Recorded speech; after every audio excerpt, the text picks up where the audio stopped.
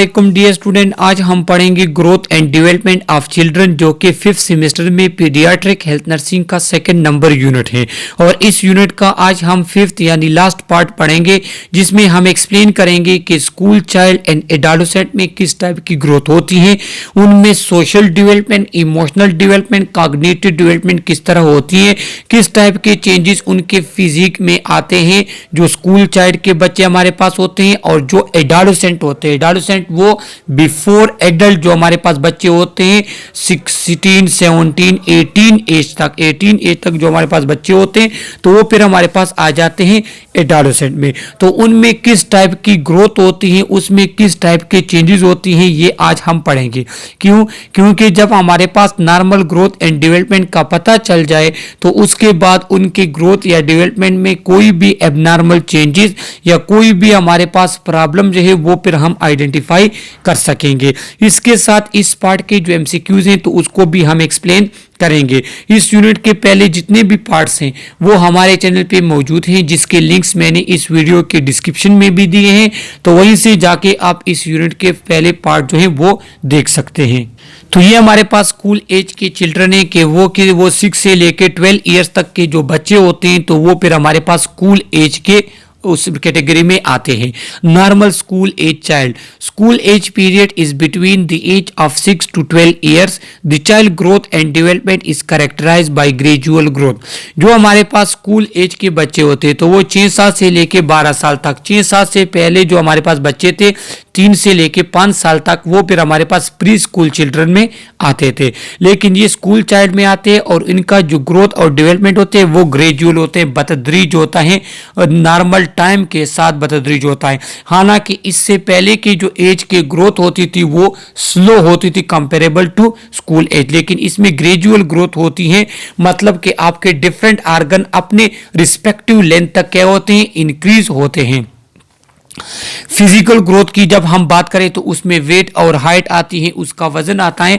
तो हमारे पास अक्सर जो न्यूट्रिशनल प्रॉब्लम के साथ बच्चे होते हैं या उनको कोई और प्रॉब्लम होता है जिसकी वजह से उनकी वेट डिक्रीज होती है, तो वो फिर हम तब जान सकेंगे उनकी नॉर्मल वेट के, जब हमें पता होगा कि उनकी नॉर्मल वेट कितनी है। तो उसके मेजर करने के लिए फार्मूला भी है कि school age child gain about 3.8 kg per year. हर साल 3.8 किलोग्राम उनके वजन में इंक्रीज आना चाहिए। क्यों? क्योंकि ये हमारे पास बतदरीज ग्रेजुअल ग्रोथ उनकी होती है, उनके डिफरेंट ऑर्गन्स इंक्रीज होते हैं, उनके साइज, उनके बोन वगैरह, उनके मसल वगैरह डेवलप होते हैं, लिहाजा उनके वेट में 3.8 kg इंक्रीज आता है हर साल।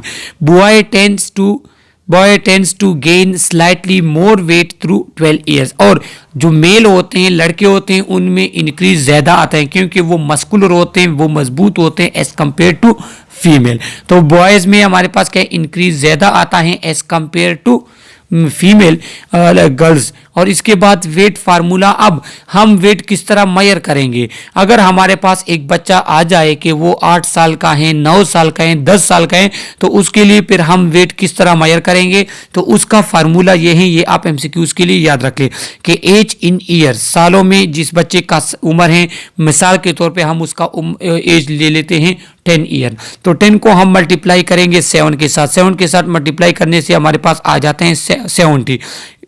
इससे हम 5 को माइनस करेंगे, जब इससे हम 5 को माइनस कर लेते तो ये आ जाते हैं 65। तो 65 को जब आप 2 पे डिवाइड करेंगे तो इससे हमारे पास क्या आएगा, इससे हमारे पास आएगा 32.5 समथिंग या 2.13 इस तरह कुछ आता है।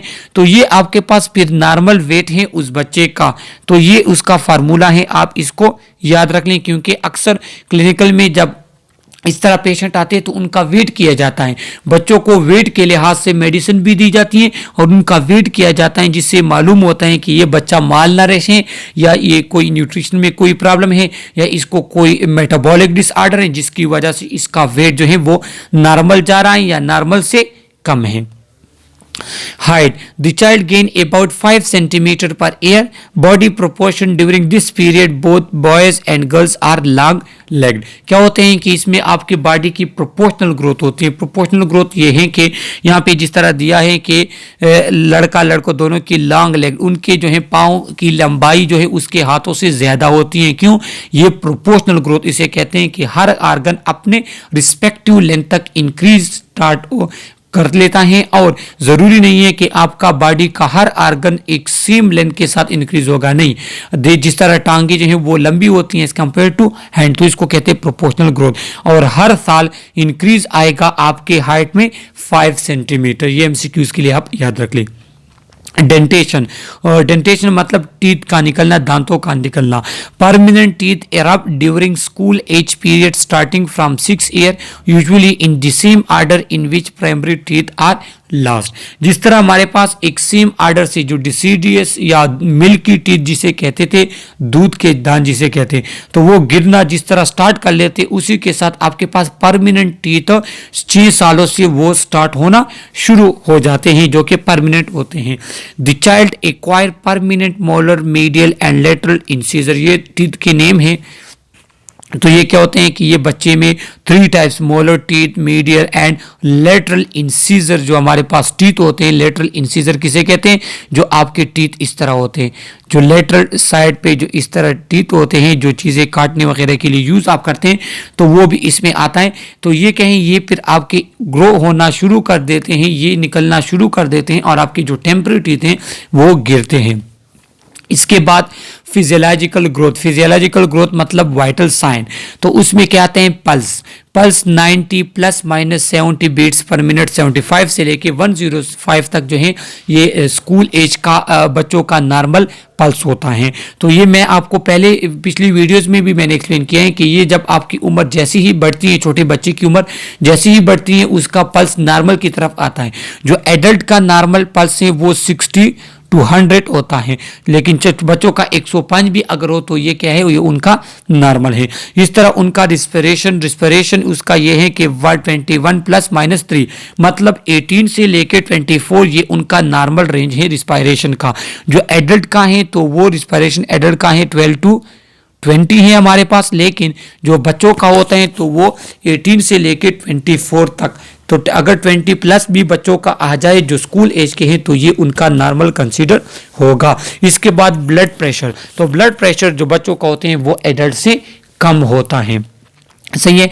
तो वो 100/60 प्लस माइनस 16 to 10 मतलब आप सिस्टोलिक के साथ अगर 16 प्लस भी हैं या 16 माइनस हैं और डिस्टोलिक के साथ 10 प्लस भी हैं या 10 माइनस है, ये भी आपका नॉर्मल आएगा. यहाँ मैं इनके साथ प्लस करता हूँ, माइनस वाला फिर आप करें. देखो हमारे पास 100/60 इन्होंने लिखा है, प्लस माइनस 16/10 लिखा है. तो इसका क्या मतलब? इसका मतलब ये है कि हमारे पास अगर 116 डिवाइडेड बाई 70 आ जाए तो ये क्या होगा? ये भी हमारे पास नॉर्मल ब्लड प्रेशर कहलाएगा. तो ये आप एमसीक्यूज के लिए याद रख ले. इसके बाद fine motor skills. Fine motor skills के आपकी जो मोटर स्किल्स है, जो मोमेंट वाली स्किल्स हैं, वो फाइन मतलब कि जो स्पेसिफिक होते हैं. स्पेसिफिक ये कि आप मोबाइल वो चीज़ एक हाथ में चीज़ लेके दूसरे हाथ में आप ट्रांसफर कर लेते हैं, कोई राइटिंग करते हैं आप, कोई म्यूजिकल इंस्ट्रूमेंट को जो है वो बजाते हैं, या कोई बिल्डिंग वगैरह की चीज़ें, या खेल कूद के दौरान एक चीज़ अपने हाथ से दूसरे हाथ में बिल्डिंग वगैरह बनाना, तो ये फिर आ जाते हैं फाइन मोटर स्किल में. तो इसमें क्या होते हैं कि राइटिंग स्किल इम्प्रूव. जो स्कूल एज चाइल्ड होते हैं 16 से लेकर 12 एज के, तो उसमें राइटिंग स्किल इम्प्रूव होती हैं. और अक्सर हम देखते हैं कि जो 10-11 साल के बच्चे होते हैं तो वो फुल बाय फुल एप्लीकेशन लिख सकते हैं. तो ये कहें ये उनकी फाइन मोटर स्किल है. Fine motor is refined fine motor with more focus, building models, logos. हमारे पास के एक जो खेल कूद के दौरान वो बिल्डिंग वगैरह बनाते हैं, छोटे छोटे घर वगैरह बनाते हैं, इस तरह सिलाई वगैरह. अक्सर हम देखते हैं कि जो फीमेल अक्सर होती हैं तो वो क्या होती है, वो 9-10 साल से जो है वो इंटरेस्ट वो कर लेती हैं सिलाई वगैरह में, ये काम शुरू कर देती हैं सीखना. और इस एज में जो है ये चीज़ें आसानी के साथ इंसान सीख सकता है। इस तरह म्यूजिकल इंस्ट्रूमेंट अगर कोई यूज़ करता है, पेंटिंग वगैरह, टाइपिंग स्किल या टेक्नोलॉजी कंप्यूटर वगैरह यूज़ करना, तो ये फाइन मोटर स्किल हैं और ये स्कूल एज के बच्चों में क्या होते हैं, इसमें स्टार्ट हो जाती हैं और उनको ये स्किल आती हैं अगर वो इसको यूज टू हो जाए, इसके साथ खुद को वो करे, प्रैक्टिस वगैरह कर ले। 6 से 8 ईयर के बच्चे क्या होते हैं, द स्कूल एज चाइल्ड होते हैं, वो ride a bicycle, runs, jumps and climb and has improved I hand coordination. क्या होते हैं कि वो साइकिल वगैरह जो है वो चला सकते हैं, जो 6 से लेके 8 साल तक जो छोटी साइकिल होती हैं। इसके बाद इधर उधर कूद सकते हैं, क्लाइंब कर सकते हैं। अक्सर हम देखते हैं छोटे छोटे बच्चे जो गेम्स वगैरह में हिस्सा लेते हैं, जो छोटे बच्चों की गेम्स होती हैं, तो वो ये जंपिंग वगैरह इसमें करते हैं ना, कराटे हो गए, जिम वगैरह, ये चीज़ें हो गई।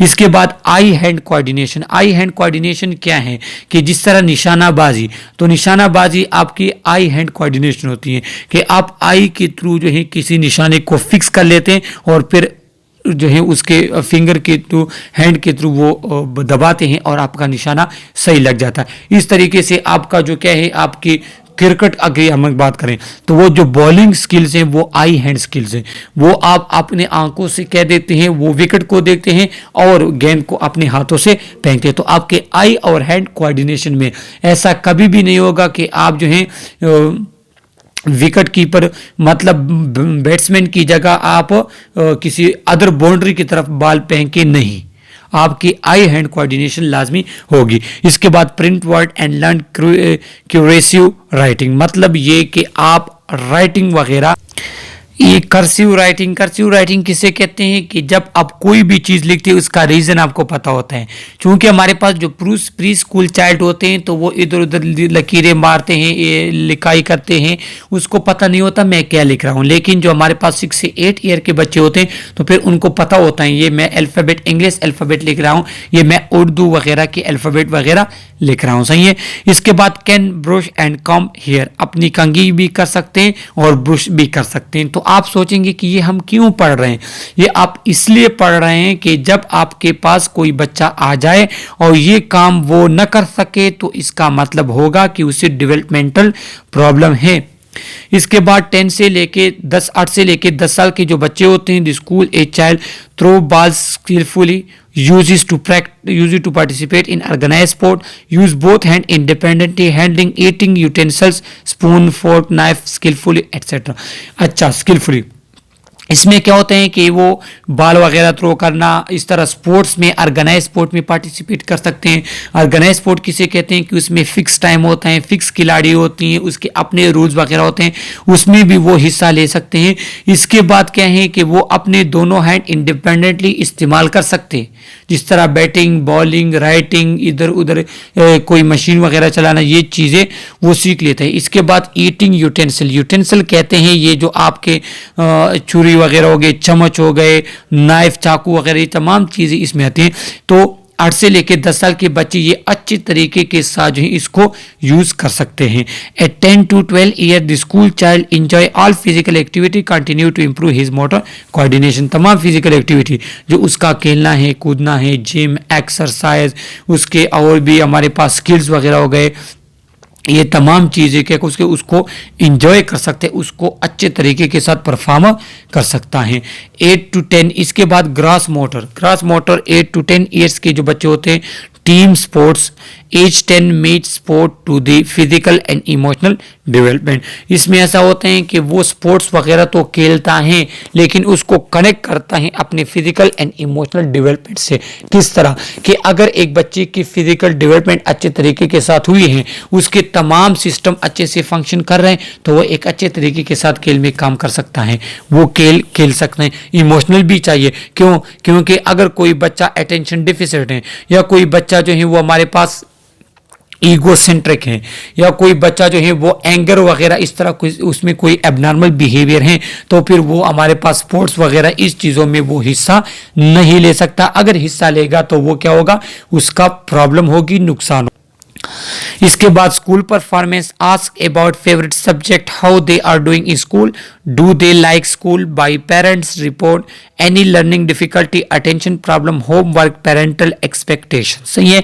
तो हमारे पास स्कूल परफॉर्मेंस हम पूछेंगे कि आया वो उसके फेवरेट सब्जेक्ट कौन कौन से हैं, वो स्कूल में इंटरेस्ट लेता है या नहीं लेता, वो हमारे पास how they are doing school, वो स्कूल में क्या करता है, क्या कौन कौन सी चीज़ें सीखता है, वो किस तरह उसका बिहेवियर है अब छोटे बच्चों बाकी क्लास फेलो के साथ, टीचर के साथ, उसको लर्निंग डिफिशियंसी कौन सी है, कोई अटेंशन प्रॉब्लम तो नहीं है। अटेंशन प्रॉब्लम क्या होती है? अटेंशन प्रॉब्लम ये होती है कि कोई भी पर्सन, अगर मतलब एक बच्चे को अटेंशन प्रॉब्लम है तो वो क्लास में बैठा होगा लेकिन उसकी अटेंशन क्लास में नहीं होगी, आप उसके साथ बातें करेंगे, उसकी अटेंशन कहीं और होगी, कहीं और वो गुम होगा। सही है। इसके बाद हम होमवर्क, वो होमवर्क करता है नहीं करता, किस तरह कर, बाकी पेरेंट की जो एक्सपेक्टेशन है कि उनका बच्चा एक अच्छी पोजीशन पे आए, अच्छी लर्निंग हो, तो ये तमाम चीज़ें आप उससे पूछेंगे। अगर इसमें कोई प्रॉब्लम आती है तो इसका मतलब होगा कि बच्चे के ग्रोथ डेवलपमेंट, चाहे वो इमोशनल हो, चाहे वो cognitive related to his mind हो, उसमें फ़र्क है। इसके बाद स्कूल एज के बच्चे में cognitive development something related to your mind, कि आपका रीजनिंग, आपकी थिंकिंग वगैरह किस तरह है। At 7 to 11 year the child now is in concrete operational stage of cognitive development, he is able to function on higher level in his mental ability. Concrete operational stage हमारे पास क्या है? एक कॉग्निटिव डेवलपमेंट का stage है जो कि already psychology में मैं एक्सप्लेन कर चुका हूं और आप लोग भी पढ़ चुके हैं, जो कि हमारे पास क्या है? कॉग्निटिव डेवलपमेंट जीन पियाजे का था, तो ये उसके कंक्रीट ऑपरेशनल स्टेज में आता है। कंक्रीट ऑपरेशनल स्टेज कौन सा है? कि इसमें बच्चा अपने माइंड के थ्रू रीजनिंग, थिंकिंग वगैरह करता है, उसके बाद कोई प्रोसीजर, उसके बाद कोई काम करता है। सही है कि वो हर चीज़ को एक higher level of mental ability के थ्रू चेक करेगा, उसके बाद परफॉर्म करेगा। हालांकि इससे छोटे बच्चे, इससे कम एज के जो बच्चे थे तो उसमें ये बात नहीं थी, वो इतने डीपली जो है किसी चीज़ पे नहीं सोच सकते थे। Greater ability to concentrate and participate in self initiating quiet activity that challenge cognitive skill such as reading, playing computer and board games. तो इसके बाद हमारे पास क्या है कि ग्रेट कंक्रीट पार्टिसिपेट, कि वो हमारे पास वो एबिलिटी जिसमें बच्चे के कॉग्निटिव स्किल, इसके माइंड, उसकी थिंकिंग, रीजनिंग शामिल हो।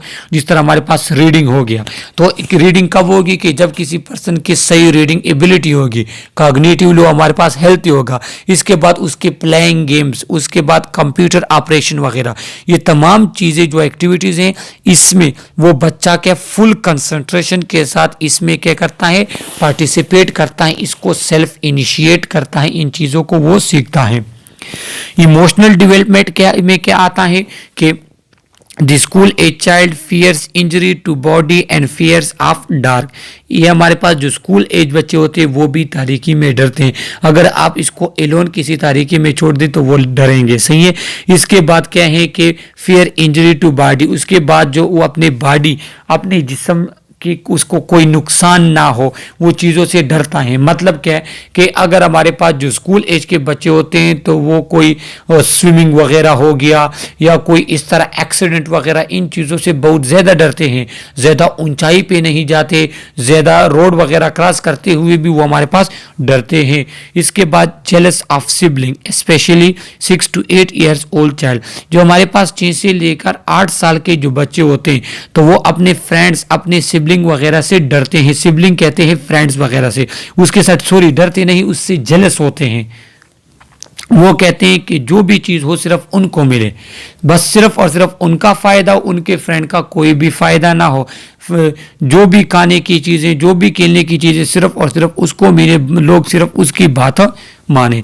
इसके बाद क्यूरियस अबाउट एवरीथिंग, क्यूरियस कहते हैं मुतजस्सस। मुतजस्सस मतलब कि कोई भी चीज़ हो उसके बारे में वो सोचता है कि ये क्यों है, कैसा है, ये किस तरह हैं, ये तमाम चीज़ें वो कोई भी काम करे तो पहले उससे पहले सोचेगा, उसके बारे में बातें करेगा, उसके बारे में पूछेगा कि ये क्या चीज़ है, इसका फ़ायदा क्या है, इसके नुकसानात क्या हैं। Has short burst of anger by age of 10 years but able to control anger by 12 year. और जो हमारे पास 10 साल के जो बच्चे होते हैं उसमें क्या होते हैं, उसमें बस्ट ऑफ एंगर आते हैं, एकदम से वो किसी छोटी बात पे गुस्सा हो जाते हैं, डांटते हैं, किसी को क्राइंग वगैरह करते हैं। लेकिन जो 12 साल के बच्चे होते हैं तो उसमें ये एबिलिटी है कि अगर वो गुस्सा हो जाते हैं तो वो फिर खुद अपने गुस्से पे काबू पा सकते हैं, अपने गुस्से को खुद कंट्रोल कर सकते हैं। लेकिन जो 10 साल के होते हैं उसमें ये कंट्रोल एबिलिटी इंतहाई कम होती है। इसके बाद सोशल डेवलपमेंट। सोशल डेवलपमेंट में क्या आता है कि वो एक दूसरे के साथ, फ्रेंड्स, पेरेंट्स के साथ उनका बर्ताव क्या होता है। The school age child is continues to be egocentric. वो ईगोसेंट्रिक होते हैं, अनापरस्त होते हैं कि जो भी चीज़ हो सब चीज़ उसको मिले, सब कामयाबी उसको हो, खेलने की तमाम चीज़ें उसे हो। उन्हें सिर्फ अपना आप नज़र आता है और अपने आप को एक आला पोजीशन पे ले जाना चाहता है। Wants other children to play with him. वो ये चाहते हैं कि हर टाइम, किसी भी टाइम उसको जरूरत होगी तो वो बाकी चिल्ड्रन उसके साथ, बाकी बच्चे उसके साथ खेलेंगे। Insist on being first in everything, become peer oriented, improve relation with sibling. क्या होगा, वो ये कहेंगे कि जो भी काम हो, मतलब गेम खेल वगैरह, उसमें पहली बारी उसे मिले, खाने की कोई चीज़ हो सबसे पहले उसे मिले। इसके बाद वो पीर ओरिएंटेड फ्रेंड्स वगैरह के साथ रहता है, उसके साथ गपशप वगैरह, उसके साथ वो ज़्यादा टाइम गुजारता है। और जो फ्रेंड के साथ उसका रिलेशन है तो वो एज के साथ उसका रिलेशन में इम्प्रूवमेंट आती है। Has greater self control, confident and sincere. Self control उसका ग्रेटर होता है कि किस तरह गुस्से में खुद को कंट्रोल करना है, किस तरह अच्छी जगह पे, किस तरह बुरी जगह पे, कहाँ पे किस तरह बर्ताव करना, ये चीज़ें। इसके बाद कॉन्फिडेंट उसमें आता है। कॉन्फिडेंट मतलब ये कि कोई भी काम उसको करना हो, एग्जाम्स वगैरह, टेस्ट वगैरह आते हैं, तमाम चीज़ें जो है उसमें कॉन्फिडेंट उसमें होते हैं, कोई गेम्स वगैरह होते हैं। सिंसियर भी इस स्टेज में बच्चा होता है। इसके बाद respect parent and their role, joint group, formal and informal, engage in task in real world. जो रियल वर्ल्ड के टास्क हैं, जो काम है उसके, जो उसके रिश्तेदारी है, उसके जो रिलेशन वगैरह, इन तमाम को अच्छे तरीके के साथ वो अपनाता है। और अक्सर वो काम करता है जॉइंट ग्रुप के फॉर्म में, चाहे वो कॉलेज में हो तो स्कूल में हो तो स्कूल में बच्चे एक साथ पढ़ते हैं, खेलते हैं, इधर उधर भागते हैं, कई जो है फ्रेंड्स वगैरह के साथ पार्टी वगैरह। तो ये तमाम क्या है, इसके सोशल डेवलपमेंट है जो बच्चे में नॉर्मल आती है। अगर ये चीज़ें नहीं होगी तो इसका मतलब होगा ये बच्चा क्या है, ये बच्चा हमारे पास एबनॉर्मली, उसकी ग्रोथ एंड डेवलपमेंट में कोई प्रॉब्लम हुई है। अब आ जाते हैं रेड फ्लैग्स पे। रेड फ्लैग्स किसे कहते हैं? रेड फ्लैग्स वो तमाम चीज़ें कि जो एक बच्चे में होगी तो उसका मतलब होगा उस बच्चे की डेवलपमेंट सही से नहीं होगी, ये एज के लिहाज से अपनी होती है। पहला है स्कूल फेल्यूर। स्कूल चाइल्ड है लेकिन स्कूल नहीं जाता, स्कूल चाइल्ड है होमवर्क नहीं करता, स्कूल चाइल्ड ने टीचर के साथ अच्छे तरीके के साथ बर्ताव नहीं करता, तो ये हमारे पास क्या है, रेड फ्लैग में आता है। इसके ग्रोथ या डेवलपमेंट में कोई प्रॉब्लम हुई है। लेक ऑफ फ्रेंड, अगर कोई बच्चा इस एज में है, स्कूल एज में है, बच्चे फ्रेंड्स नहीं बना सकता, तो इसको क्या मतलब, सोशल डेवलपमेंट, इमोशनल डेवलपमेंट उसकी सही से नहीं हुई। इसके बाद सोशल आइसोलेशन। सोशल आइसोलेशन मतलब अपने फैमिली मेंबर के साथ भी इतना नहीं रहता, गपशप नहीं लगाता, ना उसके अपने फ्रेंड्स वगैरह हैं, तो ये सोशली आइसोलेट होते, तो ये भी एक प्रॉब्लम है। एग्रेसिव बिहेवियर के साथ फाइट्स करना, एक दूसरे के साथ झगड़ना, फायर सेटिंग, एक दूसरों को लड़ाना। इसके बाद एनिमल एब्यूज, जानवरों पे जुल्म करना, इधर उधर मारना। तो ये अगर कैरेक्टरिस्टिक किसी बच्चे में है तो इसका मतलब क्या होगा, इसका मतलब होगा कि वो बच्चे की डेवलपमेंट सही से नहीं हुई, उसकी हमारे पास डेवलपमेंटल या ग्रोथ प्रॉब्लम है। इसके बाद आ जाते हैं हम एडोलेसेंट पे। एडोलेसेंट क्या है, जिस तरह मैंने कहा कि 18 से अबव एडल्ट में आते हैं। इससे पहले चूंकि हमने फर्स्ट यूनिट में एक्सप्लेन किया है कि जो बच्चे होते हैं तो वो पैदाइश से लेके 18 साल तक वो हमारे पास पीड्स या चिल्ड्रन में आते हैं। तो अभी हम पढ़ लेते हैं एडोलेसेंट एज। एडोलेसेंट एज में फिजिकल ग्रोथ, साइकोलॉजिकल, सेकेंडरी से कैरेक्टरिस्टिक आते हैं, कॉग्निटिव डेवलपमेंट बच्चों में होती है, इमोशनल डेवलपमेंट, सोशल डेवलपमेंट, ये तमाम डेवलपमेंट बच्चों में होती है एडोलेसेंट के एज में भी, जो कि आगे हम एक्सप्लेन करेंगे। अब डिफिनीशन ऑफ एडोलेसेंट। एडोलेसेंट किस एज के बच्चे होते हैं? Adolescent is a transition period from child to adulthood. क्योंकि ये हमारे पास 18 ईयर तक होता है तो ये एक ट्रांजिशन स्टेज है। एडोलेसेंट से पहले बच्चा चाइल्ड होता है, इसके बाद एडल्ट हो जाते हैं, तो ये एक ट्रांजिशन चेंज है। इसमें बहुत सी इंपॉर्टेंट चेंजेस आएंगी जो कि मैं आपको बताऊंगा, जो आपके एमसीक्यूज में आ सकती है। It is based on childhood experience and accomplishment. It begins with appearance of secondary sex characteristics and when the somatic growth is completed and in individual is psychological mature। तो क्या होता है कि आपका जो एडोलेसेंट एज ये depend करता है आपके प्रीवियस स्टेजेस पे। अगर प्रीवियस स्टेजेस आपके अच्छे गुजरे हैं, आपकी सही से डेवलपमेंट हुई है, तो आपका ये स्टेज भी सेटिस्फाई होगा। इसके बाद एडोलेसेंट एज जो है इसमें सेकेंडरी सेक्स कैरेक्टरिस्टिक्स आते हैं। सेकेंडरी सेक्स कैरेक्टरिस्टिक्स क्या है कि अगर मेल है तो उसमें दाढ़ी का निकल आना, उसकी बॉडी का मस्कुलर होना, उसकी चेस्ट का फैलना, सही है, उसके शोल्डर का फैलना, ये मेल में है। फीमेल में हमारे पास मेंसेस का स्टार्ट होना, इसके बाद ब्रेस्ट की डेवलपमेंट, इसके बाद हमारे पास जो है आर्म पिट्स वगैरह में हेयर का आना। तो ये क्या है, ये सेकेंडरी सेक्स कैरेक्टरिस्टिक्स हैं। और जो हमारे पास सोमेटिक ग्रोथ, ये एडोलेसेंट एज आपकी उस टाइम तक जारी रहती है जब आपका सोमेटिक ग्रोथ मतलब आपके हाइट वेट इंक्रीज वगैरह जब ये कंप्लीट हो जाए तो फिर आपका एडोलेसेंट एज कंप्लीट हो जाते हैं, फिर आप एडल्ट में आ जाते हैं। अब हमारे पास फिजिकल ग्रोथ है एडोलेसेंट में। Growth spot begins earlier in girls 10 to 14 years while it is 12 to 16 in boys। हमारे पास जो फीमेल होती हैं, जो लड़कियां होती हैं, तो उसमें 10 से लेके 14 साल तक एकदम से ग्रोथ आ जाता है। इस स्पॉट कहते हैं एकदम से उभर आना। अक्सर हम देते हैं कि 10-11 साल तक लड़की जो है वो छोटी होती है, एकदम जब 14 की होती है एकदम से वो उसके हाइट इंक्रीज हो जाती है, उसका वेट वगैरह तमाम चीज़ें इंक्रीज हो जाती हैं। और ये हमारे पास 10 से लेके 14 साल तक जिसको प्यूबर्टी भी कहते हैं, और मेल में ये हमारे पास 16 एज तक जो है वो एक्सटेंड हो सकता है। Male gain 7 to 30 kg while female gain 7 to 25 kg। Male जो हमारे पास है वो 7 से लेके 30 kg तक वो वेट गेन कर लेते हैं इस एज में, जबकि फीमेल जो हमारे पास होती है उसमें वेट गेन जो है वो मेल के मुकाबले में कम होता है, वो 7 से लेके 25 kg तक गेन करती है। लेकिन इसके बाद फिर फीमेल में ज़्यादा होते हैं क्योंकि वो फैट्स वगैरह के एक्युमुलेशन की वजह से जो है फीमेल का वेट फिर इंक्रीज हो जाता है। इसके बाद height by the age of 13 the adolescent triple his birth length. जो बर्थ लेंथ थी तो वो कितनी थी, वो हमारे पास मेल में 50 थी, फीमेल में 49, जो कि ऑलरेडी हम प्रीवियस लेक्चर्स में एक्सप्लेन कर चुके हैं। तो जब हमारे पास 13 साल का बच्चा होते हैं तो वो अपने बर्थ वेट के वो अपने बर्थ हाइट के ट्रिपल हाइट का हो जाता है। वो उसकी जो हाइट होती है वो बर्थ के मुकाबले में ट्रिपल हो जाती है। मतलब बर्थ के टाइम पे एक मेल की हाइट 50 थी तो 13 पे उसकी 150 सेंटीमीटर हो जाती है। इस तरह फीमेल की 49 थी तो जब वो 13 ईयर की हो जाती है तो उसकी वो हाइट 147 तक हो जाती है। Male gain 10 to 30 centimetre in height. जो मेल होते हैं वो उसके 10 से लेके 30 सेंटीमीटर उसकी हाइट इंक्रीज हो जाता है। हालांकि फीमेल जो होती है उसकी हाइट में इंक्रीज कम आता है, वो 5 से लेके 20 सेंटीमीटर तक इंक्रीज करती हैं अपनी हाइट को इस एज में। Growth in height ceases at 60 growth in height ceases at 16 or 17 years in female and 18 to 20 in male। और जब हमारे पास फीमेल 16 से लेके 17 साल तक जो फीमेल होती है उसमें हाइट इंक्रीज स्टॉप हो जाता है।